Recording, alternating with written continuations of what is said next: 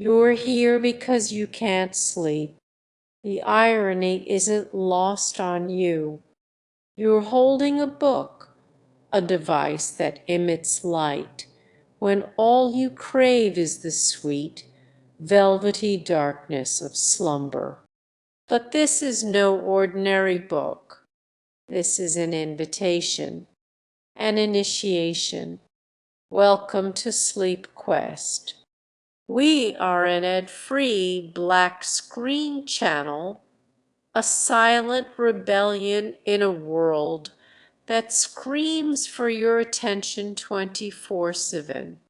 We offer no flashing images, no catchy jingles, no algorithm-driven content designed to keep you scrolling.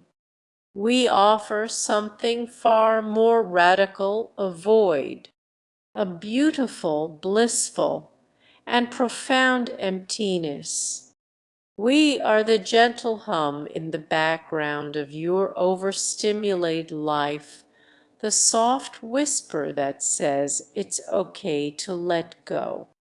We are the lullaby you never knew you needed, the steady hand that guides you from the shores of wakefulness to the deep, no matter your degree of insomnia, no matter the worries that plague your mind.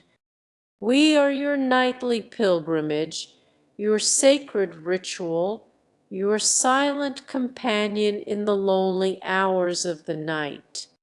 So turn the page, dim the lights, let the world fade away. Your quest for sleep has already begun. Chapter 1: The Long, Lonely Night of Elara. Elara had tried everything: lavender pillows, chamomile tea, weighted blankets. She downloaded every meditation app, listened to countless hours of whale songs, and even attempted to count sheep, a practice she found more anxiety-inducing than calming. The sheep in her mind were always escaping their pen, and she'd spend hours chasing them through the frustrating landscape of her sleeplessness. Tonight was no different. The city outside her window hummed with a life that felt alien to her. The digital clock on her bedside table glowed with a cruel, mocking light: 3:17 am. She'd been in bed for 4 hours, and sleep felt as distant as a foreign country she'd never visit. Her mind was a relentless carousel of thoughts, a deadline at work, a cryptic text from her sister, the ever-present low-grade hum of existential dread. She knew with the certainty of a seasoned insomniac.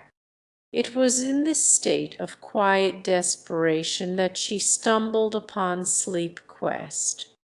She'd been scrolling through a forum for fellow night owls, a digital gathering of the sleepless, when she saw it mentioned in a comment: "The only thing that's ever worked for me, no ads, no nonsense, just nothing."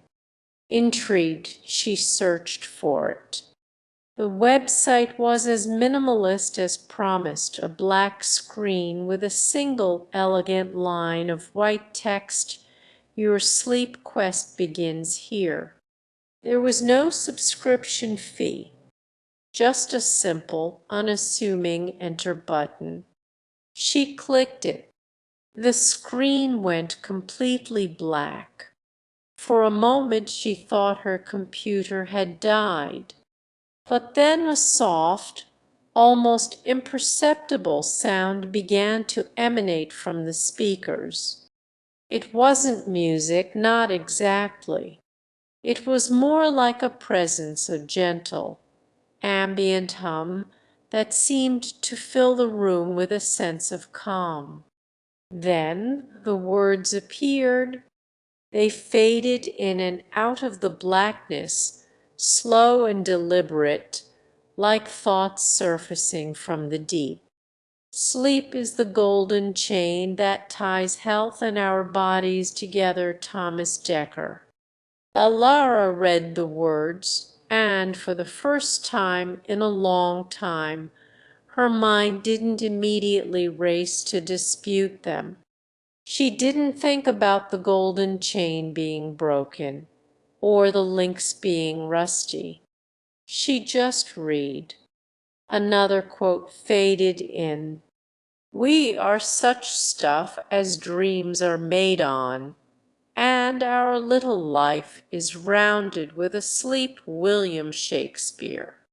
She'd heard that one before, of course, but seeing it now in the quiet solitude of her room, with the gentle hum of Sleep Quest as her only companion, it felt different. It felt true. She leaned back against her pillows, her eyes still on the black screen. She wasn't trying to sleep. She wasn't forcing her mind to be quiet. She was just being. And as the words of poets and philosophers washed over her, something miraculous began to happen. The carousel of her thoughts began to slow.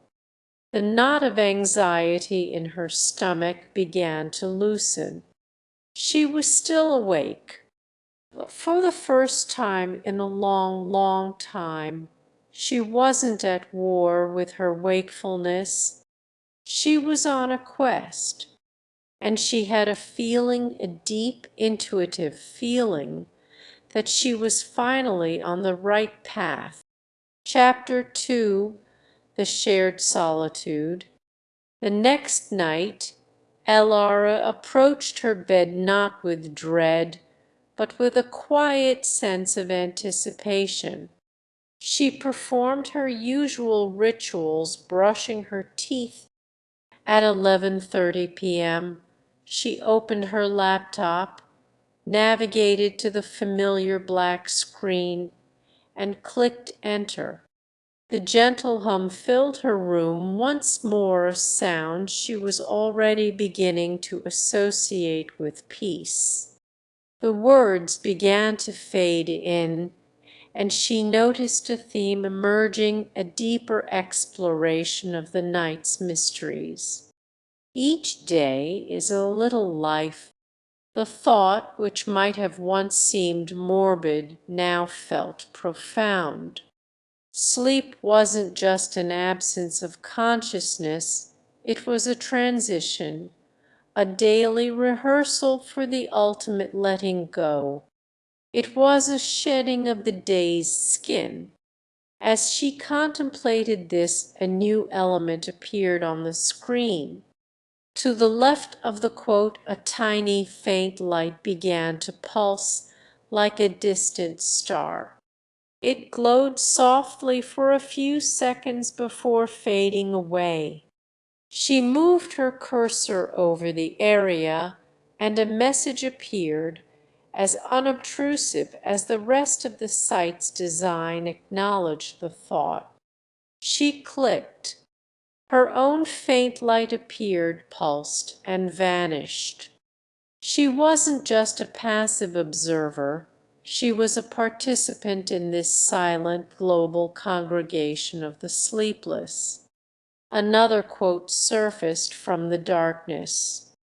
Even a soul submerged in sleep is hard at work and helps make something of the world. Heraclitus. Again, a faint light pulsed beside it, this time from a different user in a different time zone. Alara added her own acknowledgement. A quiet sense of camaraderie washed over her. She was alone in her room, but she was not alone in her experience. There were others scattered across the globe, sharing this digital solitude, finding solace in the same words. Then, Something different appeared, not a quote, but a story. The old watchmaker dreamt he was a boy again, catching fireflies in a jar. Each tiny light was a second, a minute, an hour he had lost during the day. He knew if he could just catch enough of them, he could mend the broken clocks of the world, and time itself would finally rest. He opened the jar, the fireflies swarmed out, not into the night, but into the vast intricate machinery of the cosmos becoming stars. He woke with the scent of summer grass in his workshop, and the quiet ticking of 1,000 healed clocks. Alara smiled. The story was a dream, a perfect little narrative that captured the magic and mystery of the sleeping mind. She acknowledged it, and this time she saw a constellation of faint lights appear alongside hers. Dozens of them, hundreds perhaps, a silent shared applause for a beautiful thought. She felt her eyelids grow heavy. The anxiety that usually coiled in her stomach was gone, replaced by a gentle curiosity. What would she dream of tonight? What work would her soul do while submerged in sleep? She closed her laptop. The room was dark, but it was a friendly, welcoming darkness now. She was no longer fighting the night. She was joining it. And as she drifted off, her last conscious thought was not of her worries or her deadlines, but of the countless other souls, fellow questers, who were also, at that very moment, surrendering to the sweet, profound emptiness of sleep. Chapter 3. The Historian's Archive. Thousands of miles away in a quiet, book-lined study overlooking a moonlit garden, Arthur was also on a quest. He was a retired historian, a man whose life had been dedicated to the careful curation of the past. Now, in his twilight years, his own past had become a relentless, uncurated archive that played on a loop in the cinema of his mind. Sleep for him was not a void to be filled, but a torrent of memories to be navigated. His wife Eleanor had passed away 2 years prior, and the nights were the hardest.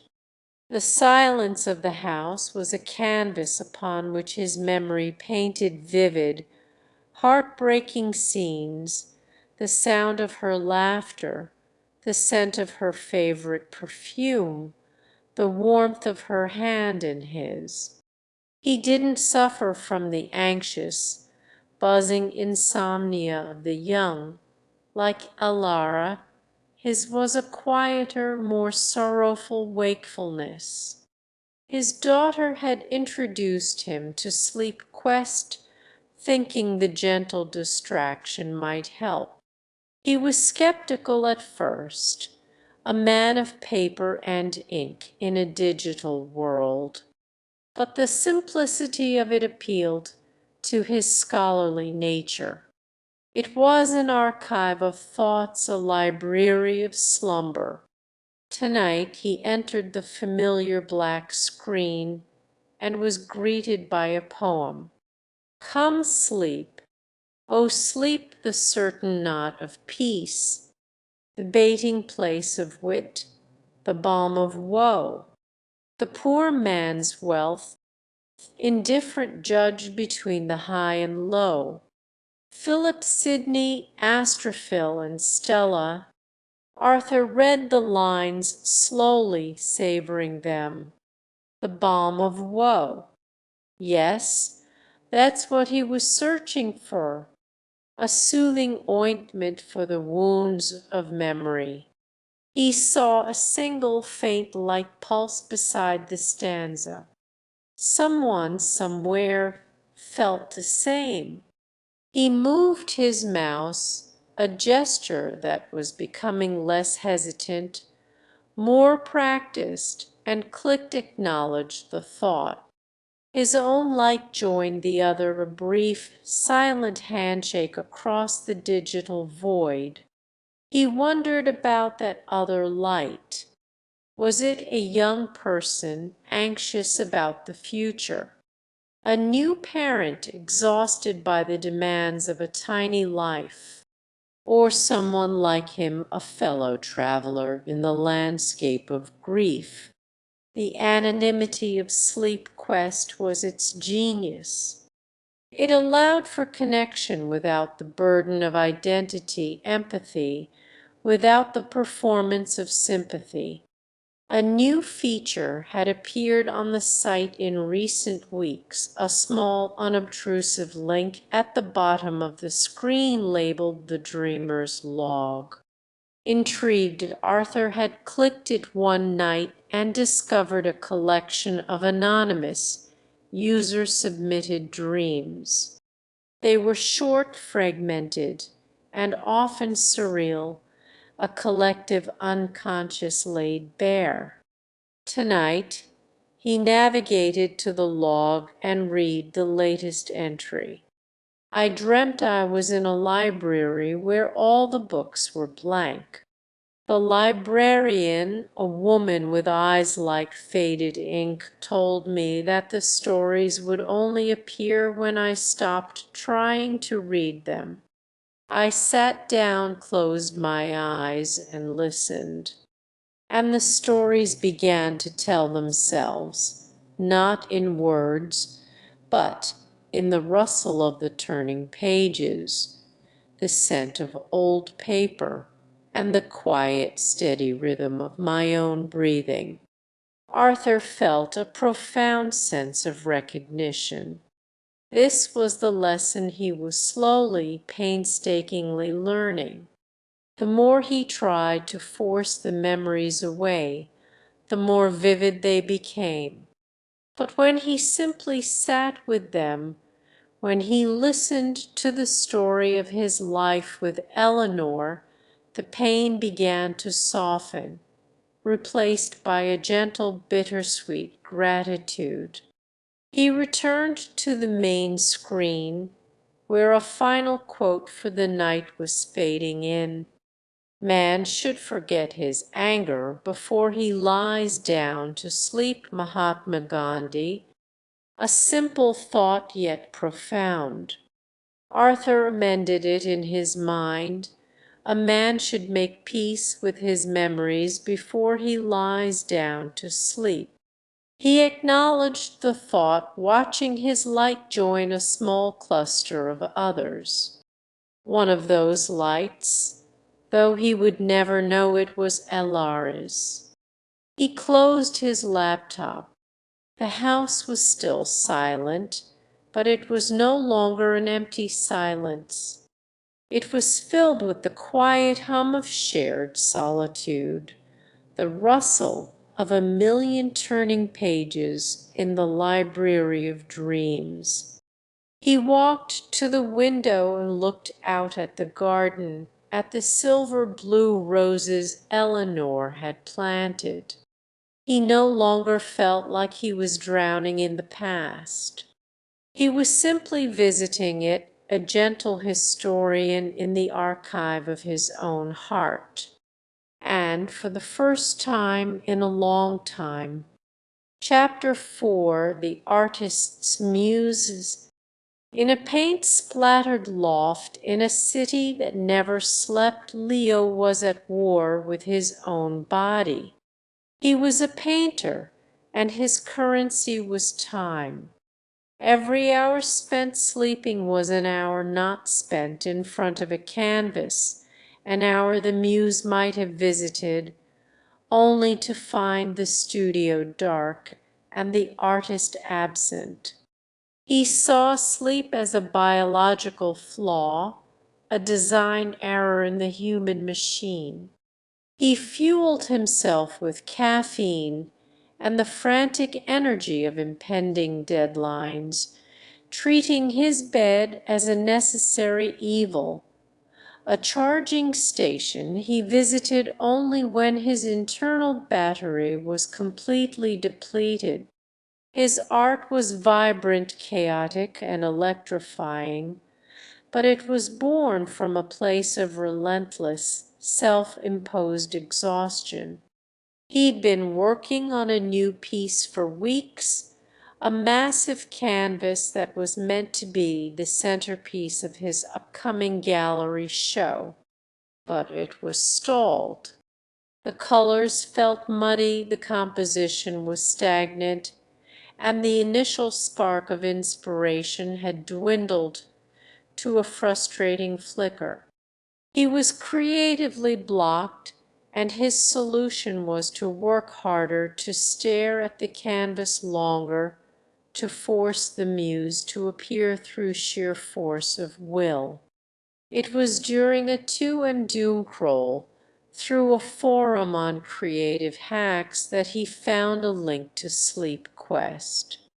The post described it not as a sleep aid, but as a subconscious incubator, a tool for accessing the strange, fertile landscape of dreams.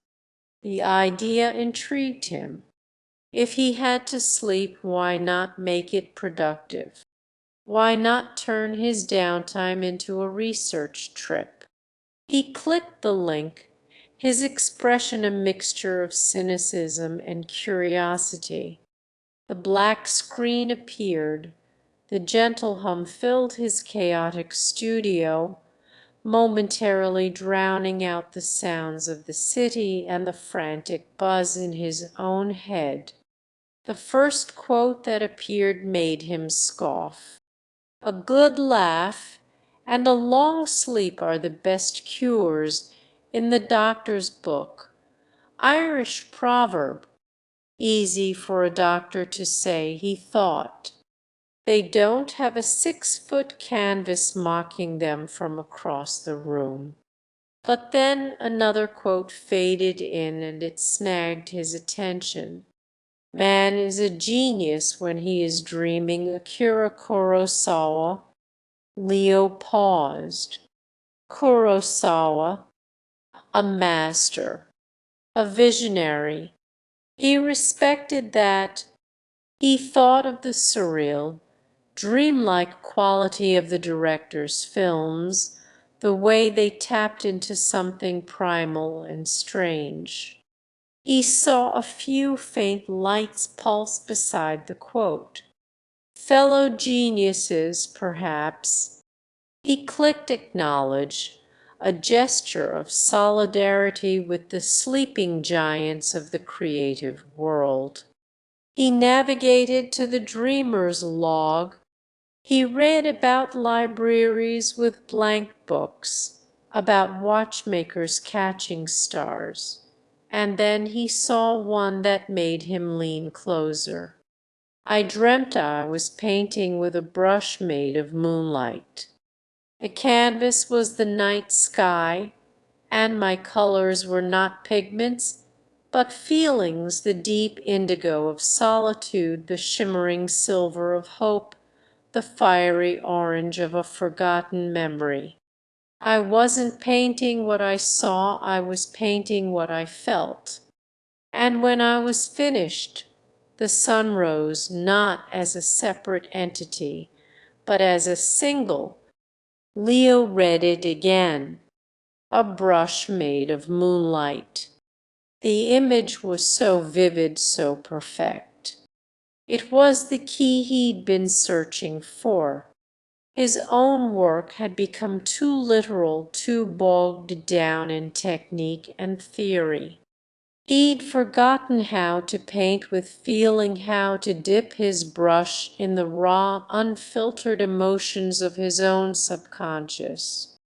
He looked over at his stalled canvas. He saw it now with new eyes. It wasn't a problem to be solved. It was a sky waiting for its moon. He didn't go back to painting that night. Instead, he did something he hadn't done in months. He went to bed, not because he was surrendering, but because he was preparing. He was no longer an artist fighting sleep. He was an explorer about to embark on a journey into the wild, untamed territory of his own dreams in search of a brush made of moonlight. Chapter 5, The Scientist's Paradox. Dr. Maurice Thorne understood sleep better than almost anyone on the planet. He could map its architecture, chart its cycles, and explain the complex neurochemical ballet that occurred in the brain every night. He was a leading somnologist, a man who had dedicated his life to the science of slumber. He was also, in a cruel twist of irony, a chronic insomniac. His mind was too analytical, too restless, to succumb to the very state he studied. He saw his own brain activity as a data stream he couldn't stop analyzing. He would lie in bed, tracking his own descent through the stages of sleep, a process that invariably kept him awake. For Reese, sleep was not a refuge, it was a research subject that refused to be pinned down. He discovered sleep quest through a patient's file. The patient, a long-term insomniac, had reported a sudden, dramatic improvement in sleep quality, attributing it to an anonymous online art project.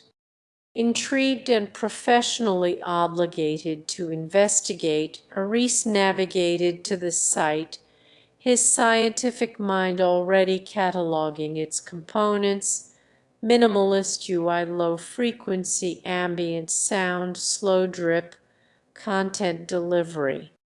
It was, he concluded, a cleverly designed cognitive behavioral therapy tool, a digital placebo. He entered the void not as a quester, but as a debunker. The first quote appeared. Sleep is the Swiss Army knife of health. Reese nodded grimly. He knew the data. He'd published papers on it.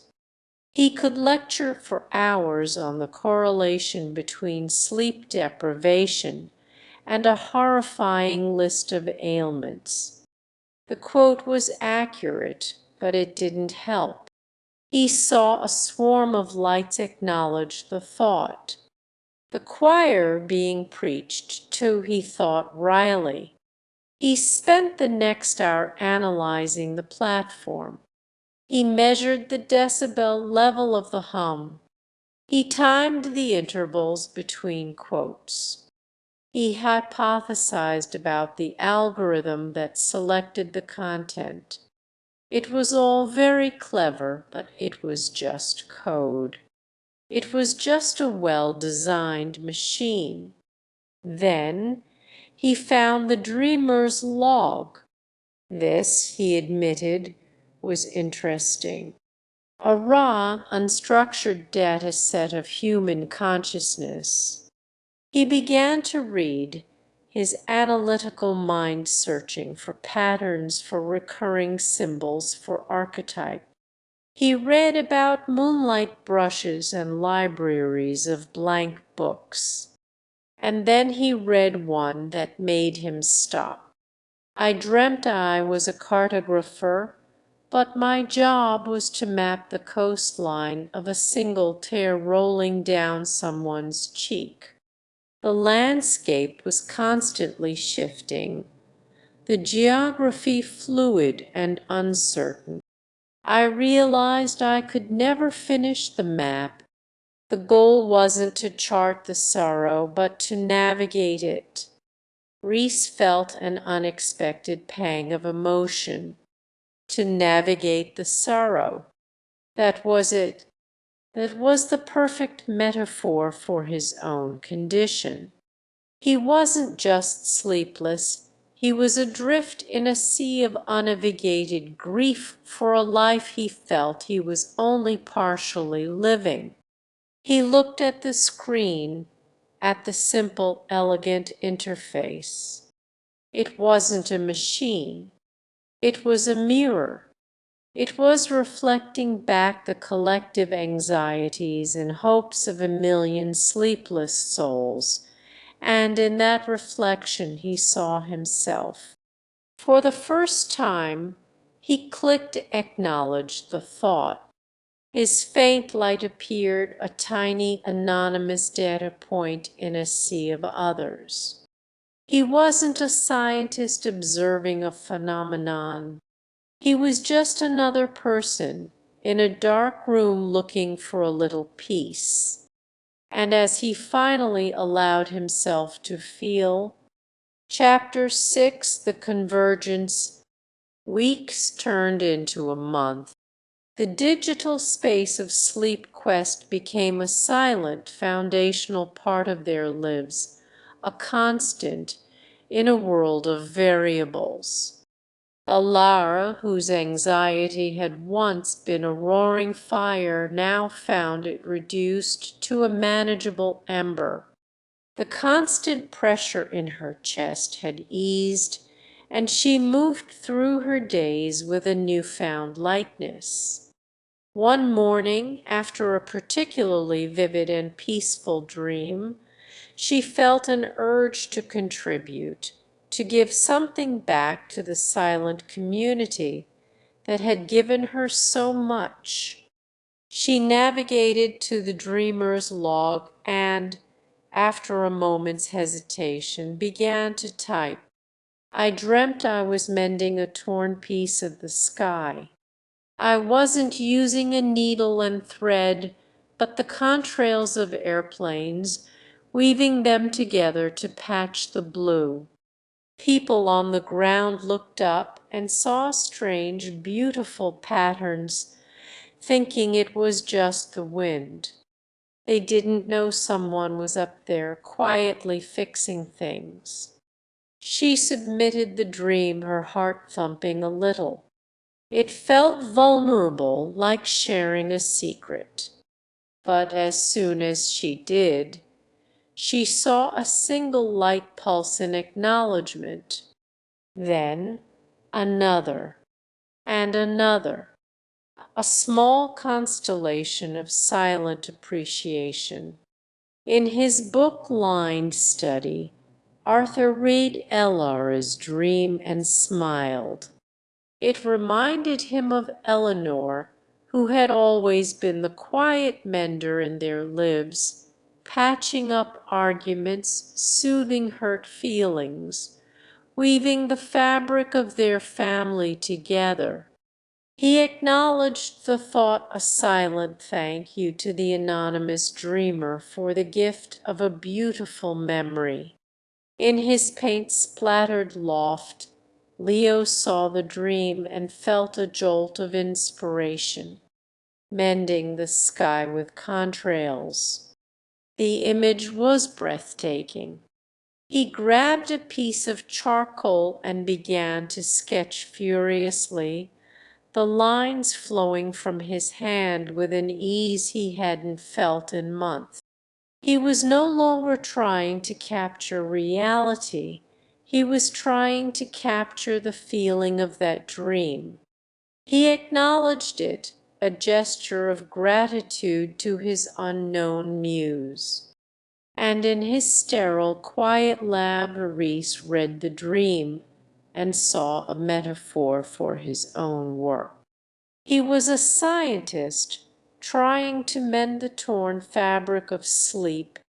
The dream gave him a new perspective, a sense of poetry and purpose that his data sheets and brain scans could never provide. He, too, acknowledged the thought.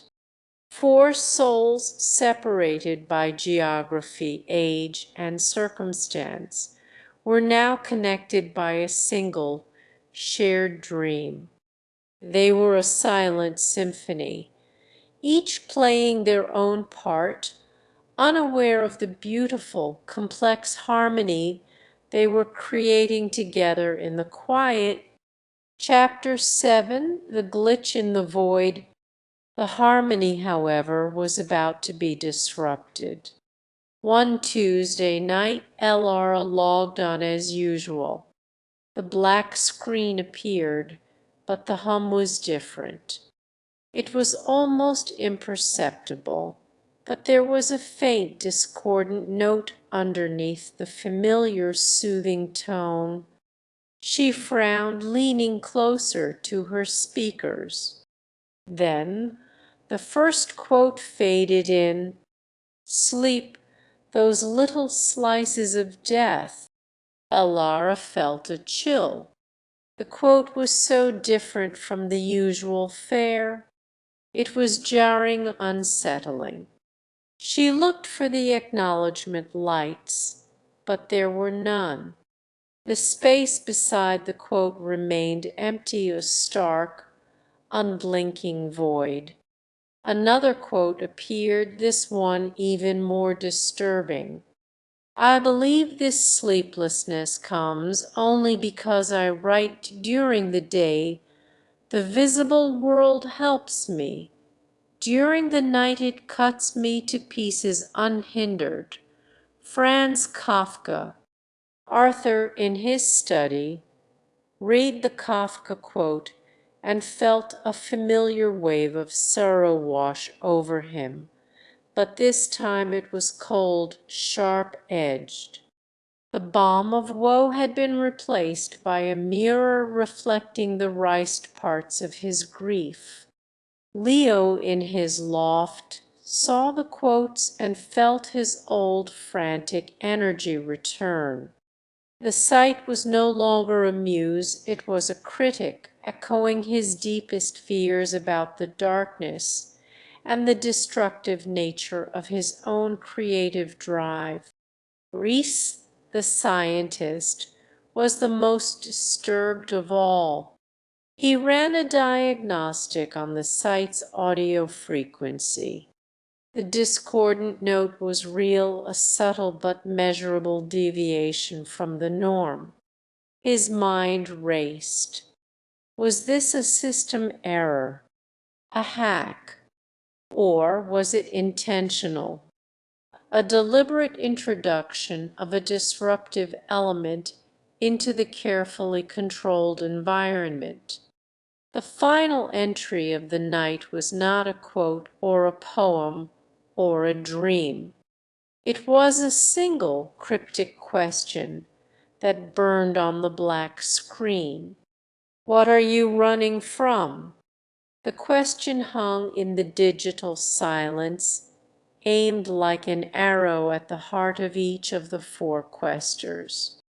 The gentle, anonymous sanctuary of Sleep Quest had suddenly become an interrogation room.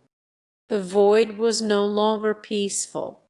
It was watching them, and for the first time since they had started their journey, they all felt a profound and terrifying sense of being utterly, completely alone.